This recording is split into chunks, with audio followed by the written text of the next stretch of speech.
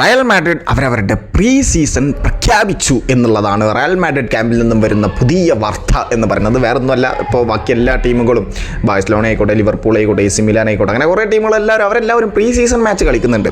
Real Madrid pre season matches ഒന്നും ഇതുവരെ കളിച്ചിട്ടില്ല. അപ്പോൾ ഓൾറെഡി ക്ലബ്ബ് വേൾഡ് കപ്പ് കളിച്ച മെജോറിറ്റി ടീംസും പ്രീ സീസൺ മാച്ചുകളൊന്നും തുടങ്ങിയിട്ടില്ല കേട്ടോ. ഇപ്പോൾ റയൽ മാഡ്രിഡാണോ ആദ്യമായിട്ട് ക്ലബ്ബ് വേൾഡ് കപ്പ് കളിച്ചതിൽ അവർ അനൗൺസ് ചെയ്തെന്ന് തോന്നുന്നു, എനിക്കറിയില്ല എന്തായാലും.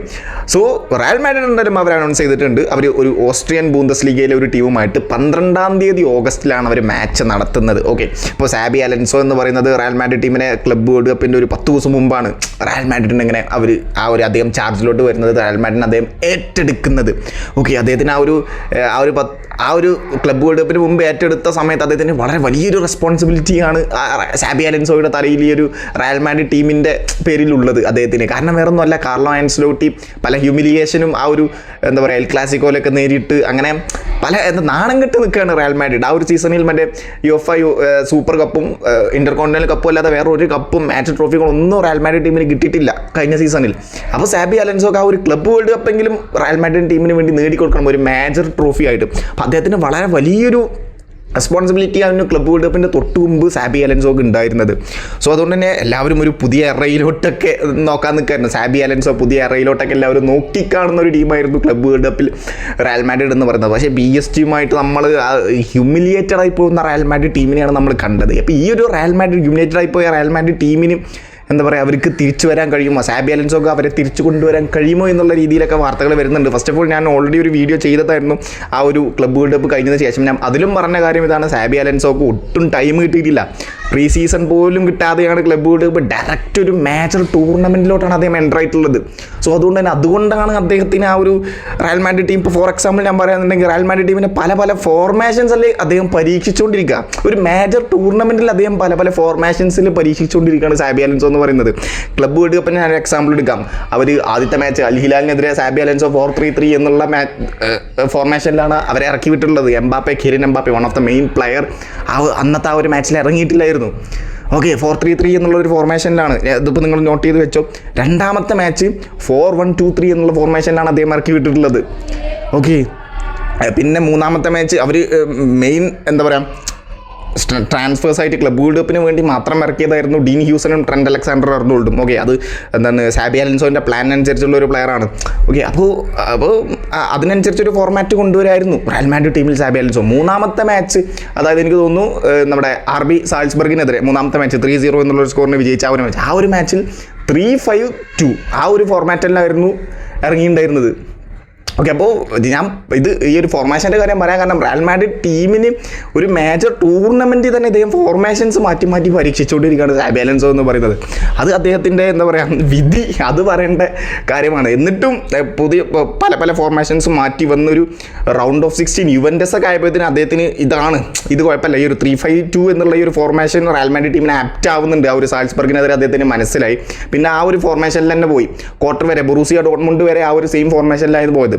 പിന്നെ പെട്ടെന്നാണ് ബൊറൂസിയ ഡോർട്ട്മുണ്ടിനെതിരെ ഡീൻ ഹ്യൂസന് റെഡ് കാർഡ് കിട്ടി. ഓക്കെ, പിന്നെ ട്രെൻറ്റ് അലക്സാണ്ടർ അർണോൾഡിന് അടുത്ത, അതായത് സെമി ഫൈനലിൽ തൊട്ട് മുമ്പ് മനസ്സിലായി അദ്ദേഹത്തിന് ഇറങ്ങാൻ പറ്റില്ല.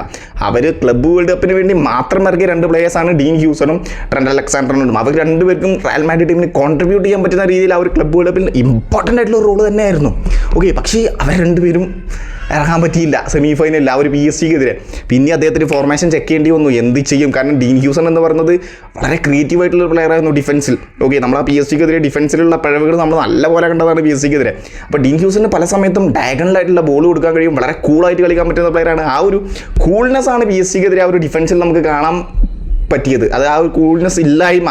ഓക്കെ, ഒരു പ്രഷർ ഇല്ലാതെ കളിക്കുന്ന ഒരു പ്ലെയറുടെ ഭയങ്കരമായിട്ടുള്ള അഭാവം നമുക്കന്ന് ആ ഒരു ടീമിൽ ഭയങ്കരമായിട്ട് കണ്ടു അവരുടെ ഡിഫൻസിൽ, അതായത് PSG-ക്കെതിരെ റയൽ മാഡ്രിഡ് ഡിഫൻസിൽ. ഓക്കെ, അപ്പോൾ പിന്നെ അതുപോലെ ട്രെൻറ്റ് അലക്സാണ്ടർ അർണോൾഡ് എന്ന് പറയുന്നത് പല സമയത്തും ഗോൺസാലോ ഗാർച്ചിയോക്കൊക്കെ അസിസ്റ്റ് കൊടുത്തത്, ഗോൾ അടിക്കാൻ വേണ്ടി അസിസ്റ്റ് കൊടുത്തത് ട്രെൻറ്റ് അലക്സാണ്ടർ അർണോൾഡ് തന്നെ. അപ്പോൾ ഇവർ രണ്ടുപേരുടെയും അഭാവം സാബി അലൻസോനെ ഭയങ്കരമായിട്ട് ബാധിച്ചു. അപ്പോൾ ഇനി ഏത് ഫോർമേഷനിൽ ഇറക്കും PSG-ക്കെതിരെ? അങ്ങനെ അദ്ദേഹം വീണ്ടും ആ ഒരു 4-3-3 എന്നുള്ള ഒരു ഫോർമേഷനിൽ തന്നെ ഇറക്കി വിട്ടും കിലിയൻ എംബാപ്പേനെ തിരിച്ചു കൊണ്ടുവന്നു. 4-3-3 അതോ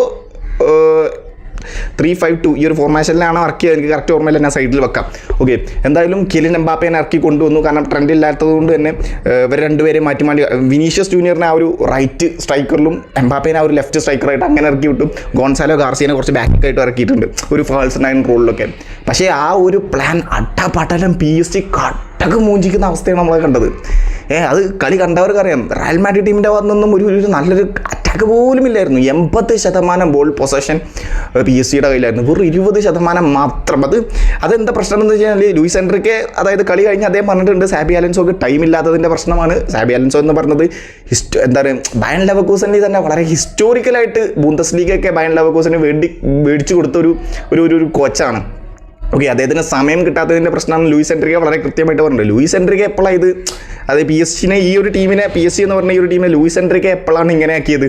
ഓക്കെ, അദ്ദേഹം 2ാമത്തെ സീസൺ ആയപ്പോഴാണ് PSG ഇങ്ങനൊരു ടീമാക്കി മാറ്റിയത്. ചെൽസിക്കെതിരെ നമ്മൾ കണ്ടു ആ ഒരു ടീമിനെയും. ചെൽസി എന്ന് പറയുന്ന ടീം കോൾ പാമറിലൂടെ എൻസോ മരസ്കോ എന്ന് പറയുന്ന ഒരു കോച്ച് ഡിസ്ട്രോയ് ചെയ്യുന്ന ഒരു കാഴ്ചയാണ് നമ്മൾ ആ ഒരു ക്ലബ്ബ് വേൾഡ് കപ്പിൻ്റെ ഫൈനലിൽ കണ്ടത്. അത് ഹ്യൂമിലേറ്റ് ചെയ്ത് വിട്ടു, എല്ലാവരും ഹ്യൂമിലേറ്റ് ചെയ്ത് വിടുന്ന PSG ഹ്യൂമിലേറ്റ് ചെയ്ത് വിട്ടു ചെൽസി എന്ന് പറയുന്നത്.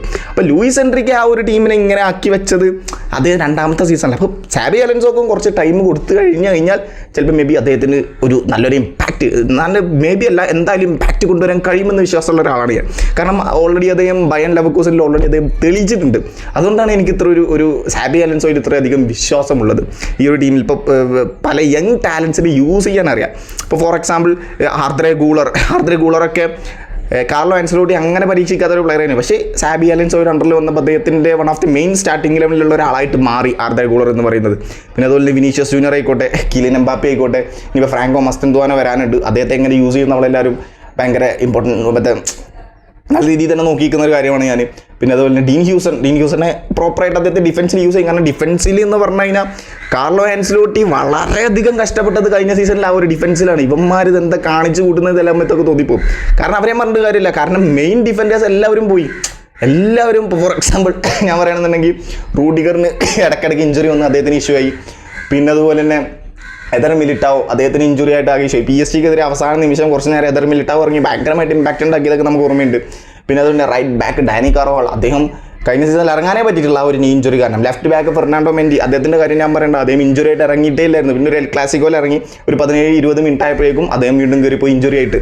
സോ അദ്ദേഹത്തിന് ആ ഒരു മെയിൻ ഡിഫൻസിനെ കാർലോ ആൻസലോട്ടിക്ക് ഇറക്കാനേ പറ്റിയിട്ടില്ലായിരുന്നു. അവിടുന്ന് ഓരോ പ്ലേയേഴ്സിനെയൊക്കെ കൂടുന്ന് ഇറക്കിക്കൊണ്ടിരിക്കുകയായിരുന്നു കാർലോ ആൻസലോട്ടി എന്ന് പറയുന്നത്. അത് ആ ഒരു ഡിഫൻസ് വെച്ച് കളിക്കുകയാണെങ്കിൽ ചിലപ്പോൾ യൂറോപ്പ ലീഗ് പോലും അടിക്കില്ല എന്നുള്ള രീതിയിലായിരുന്നു പല ജേർണലിസ്റ്റുകളും കാർലോ ആൻസലോട്ടിയെ കുറിച്ച് പറഞ്ഞിരുന്നത്. ആ ഒരു റയൽ മാഡ്രിഡ് ടീമിനെ കുറിച്ച് പല ജേർണലിസ്റ്റുകളും പറഞ്ഞിരുന്നത്. ആ ഒരു ഡിഫൻസിനെയും വെച്ച് ലാലിഗയിൽ 2ാം സ്ഥാനം നേടിയിട്ടുണ്ട് കാർലോ ആൻസലോട്ടി എന്ന് പറയുന്നത്. അപ്പോൾ സാബി അലൻസോക്കും വളരെ ഇമ്പോർട്ടൻ്റ് ആയിട്ട് ആ ഒരു മാറ്റം വരുത്തേണ്ടത് ചിലപ്പോൾ മേ ബി ഡിഫൻസിൽ തന്നെ ആയിരിക്കും. മേ ബി നല്ല ഡിഫൻസിൽ തന്നെയാണ്. അവിടെ ആ ഒരു ഡീൻ ഹ്യൂസനെ കൊണ്ടുവന്നു. ഇനിയിപ്പോൾ റയൽ മാഡ്രിഡ് ടീം വേറെ ആരെയും ഡിഫൻസിൽ കൊണ്ടുവരുമില്ല നമുക്കറിയില്ല. അപ്പോൾ ഓൾറെഡി ഒരു ലെഫ്റ്റ് ബാക്കിനെ അവർ കൊണ്ടുവന്നിട്ടുണ്ട്. കറയാസ് എന്ന് പറഞ്ഞിട്ട് ബെൻഫിക്ക എന്നൊരു പ്ലെയറിനെ അവർ കൊണ്ടുവന്നിട്ടുണ്ട്. ഇനി വേറെ ആരും സമയം കഴിഞ്ഞിട്ടില്ല, സെപ്റ്റംബർ വരെ സമയമുണ്ട്. ചിലപ്പോൾ മേ ബി ഇനി ആരൊക്കെ കൊണ്ടുവരും എന്നുള്ള കാര്യത്തിൽ ഭയങ്കരമായിട്ട് ഡൗട്ടുണ്ട്. അതായത് റയൽ മാഡ്രിഡ് ആയതുകൊണ്ട് ഇപ്പോൾ ഫോർ എക്സാമ്പിൾ നല്ലൊരു ഡിഫൻഡറിനെ വേറെ ഏതെങ്കിലും ടീമെന്ന് ചോദിച്ചു കഴിഞ്ഞാൽ റയൽ മാഡ്രിഡ് ആയതുകൊണ്ട് ആരെങ്കിലും നോ പറയുമെന്ന് എനിക്ക് തോന്നുന്നില്ല. നോ പറഞ്ഞവരുണ്ട്, ഇല്ല എന്നല്ല. പക്ഷേ ആ ഒരു റയൽ മാഡ്രിഡ് ആയതുകൊണ്ട് കുറേ ഡിഫൻഡേഴ്സ് അല്ലെങ്കിൽ കുറേ പ്ലേയേഴ്സ് വരാൻ നല്ലപോലെ ചാൻസ് ഉണ്ട്, നല്ല ക്വാളിറ്റി പ്ലേയേഴ്സ്. ഓക്കെ, അപ്പോൾ ഇങ്ങനെ ട്രാൻസ്ഫർ മാർക്കറ്റ് കഴിഞ്ഞിട്ടില്ല, ഇനിയും ആൾക്കാർ വരാൻ ചാൻസ് ഉണ്ട്. അപ്പോൾ സാബി അലൻസോ ഇനി എന്തൊക്കെ കുക്ക് ചെയ്യുമെന്നുള്ള കാര്യത്തിൽ നമ്മളെല്ലാവരും, ഞാൻ എന്തായാലും പേഴ്സണലി ഭയങ്കരമായിട്ട് വെയിറ്റ് ചെയ്തിരിക്കുന്ന ഒരു സ്ക്വാഡാണ് സാബി അലൻസോ എന്ന് പറയുന്നത്. എൻ്റെ ഒരു അഭിപ്രായത്തിൽ സാബി അലൻസോ റയൽ മാഡ്രിഡിനെ തിരിച്ചു കൊണ്ടുവരും. ഓക്കെ, എനിക്ക് തോന്നുന്ന കാര്യം അതാണ്. 12-ാം തീയതി എന്തായാലും പ്രീ സീസൺ ഉണ്ട്. എല്ലാ പ്ലേയേഴ്സും ഇപ്പോൾ അവരവരുടെ എന്താ പറയുക ഹോളിഡേയ്സൊക്കെ കഴിഞ്ഞ് ക്യാമ്പിലോട്ട് ജോയിൻ ചെയ്യാൻ തുടങ്ങിയിട്ടുണ്ട്. പുതിയ കിറ്റിൻ്റെ ഓൾറെഡി ഇപ്പോൾ അവരതിൻ്റെ ഫോട്ടോസൊക്കെ റയൽ മാഡ്രിഡ് ഇൻസ്റ്റാഗ്രാമിലൊക്കെ പോസ്റ്റ് ചെയ്യുന്നുണ്ട്. അപ്പോൾ 12-ാം തീയതിയാണ് ഒരു ഓസ്ട്രിയൻ ബുണ്ടസ്ലീഗയിലുള്ള ഒരു ടീമുമായിട്ടാണ്. കറക്റ്റ് പേര് എനിക്ക് ഓർമ്മയില്ല, ഞാൻ വേണമെങ്കിൽ സൈഡിൽ വെക്കാം. സോ റയൽ മാഡ്രിഡിനെ നമ്മളെല്ലാവരും വെയിറ്റ് ചെയ്തിരിക്കുകയാണ്. നമുക്ക് നോക്കാം എന്തായാലും. So thank you so much.